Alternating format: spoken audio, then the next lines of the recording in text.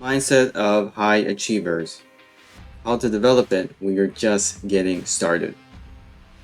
Now, if you're just like me, who just recently started, actually, I probably started a few years ago, but if you're in a place you're not sure where to go, what to do, because you're tired of not getting the life that you want.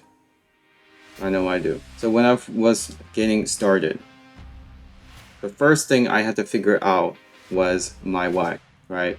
What is the reason you want to be high achieving to achieve whatever goal that you want?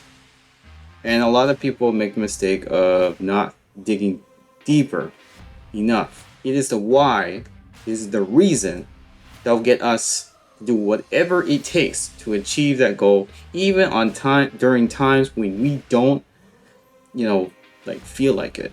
One of the exercises that I found that is helpful is to grab a piece of paper and a pen and figure out, okay, so you're going to ask your question, okay, let's say, for example, your goal is to run a mile. And then you could ask your question yourself, okay, why do you need to run a mile? Well, because I want to have a sense of accomplishment. And then you ask yourself a why question is, okay, well, why do you want to have a sense of satisfaction? And so you're constantly going to be giving an answer, and then a why question, you're going to keep doing it until it's really hard to answer the question, right? And take as many times as needed. And it's a very good exercise to figure out your why. And this why, whatever that reason may be helping your family, maybe you don't want to be a loser, maybe you have something to prove to yourself, whatever it may be, usually have a strong emotional reaction when you either read it or you're reminding yourself of it. It's very important to have your why. Now, once you have your why, your big reason, the second thing is to figure out your goal. What is it that you want to achieve? Now, the more specific that you can be, and if you can actually assign a deadline, the better it is. Again, the more specific it is, the better it is. Why? Because if you give yourself a vague goal, your mind is going to be confused. In fact, in this case, you're going to be confused on what your goal is. If you're confused, well, how on earth are you going to know you achieve your goal if you're not even very clear about it and you're not specific as to what it is?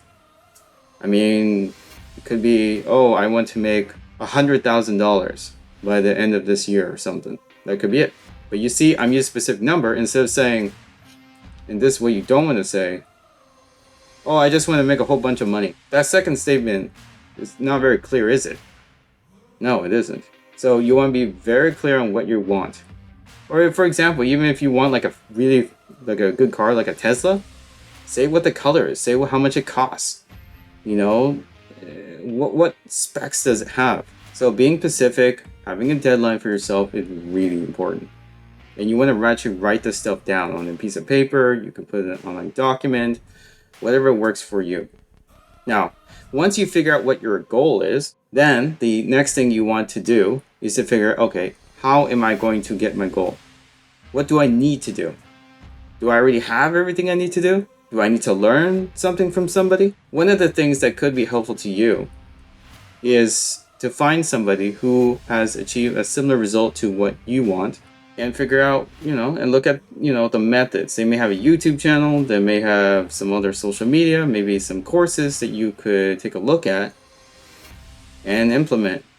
What is it that they do in order to get the result? Because if you likely follow their opinion, you will likely get their result.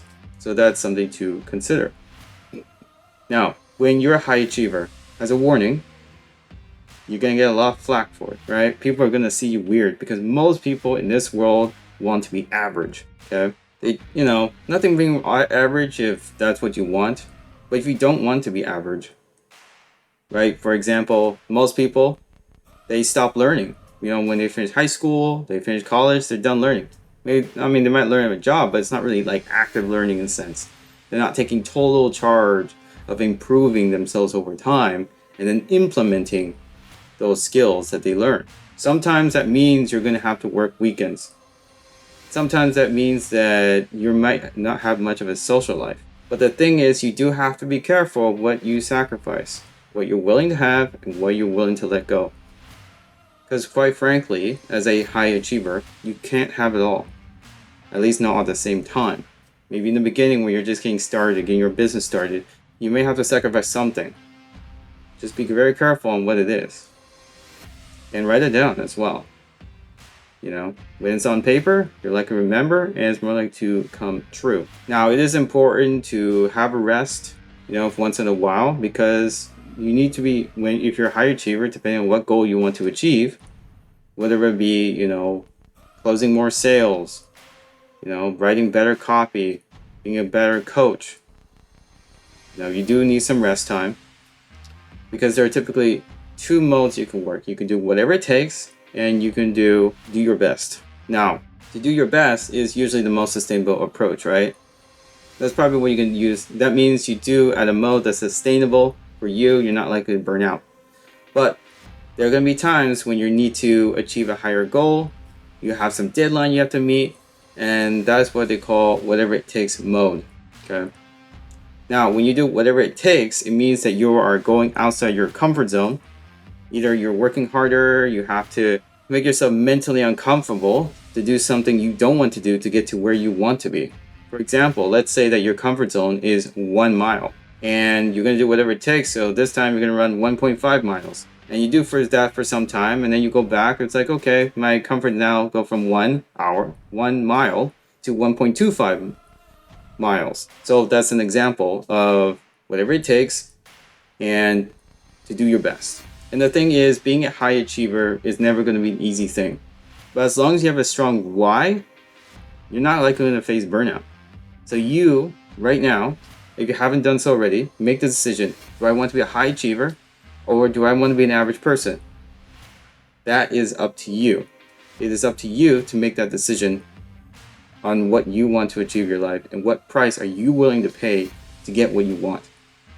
Now, if you have any questions, or you liked what I talked about, or to discuss about it, put your comment down below and let me know. And if you liked this video, don't forget to give me a thumbs up, and remember to click the subscribe button and notification button for the next mindset video on how to be a high achiever, so that to make sure that your mindset and your habits are set up for you to achieve what you want.